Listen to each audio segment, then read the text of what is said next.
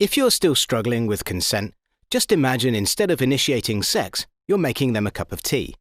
You say, "Hey, would you like a cup of tea?" And they go, "Oh my God, I would love a cup of tea, thank you."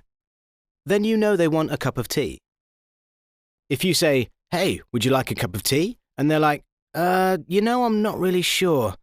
Then you can make them a cup of tea, or not, but be aware that they might not drink it.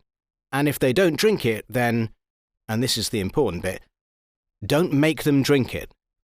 Just because you made it doesn't mean you're entitled to watch them drink it. And if they say, "No thank you," then don't make them tea. At all. Just don't make them tea. Don't make them drink tea, don't get annoyed at them for not wanting tea. They just don't want tea, okay? They might say, "Yes please, that's kind of you." And then when the tea arrives, they actually don't want the tea at all. Sure, that's kind of annoying as you've gone to all the effort of making the tea, but they remain under no obligation to drink the tea. They did want tea, now they don't. Some people change their mind in the time it takes to boil the kettle, brew the tea, and add the milk.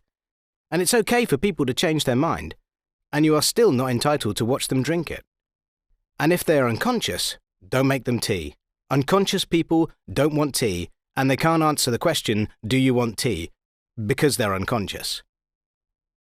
Okay, maybe they were conscious when you asked them if they wanted tea, and they said yes, but in the time it took you to boil the kettle or brew the tea and add the milk, they are now unconscious.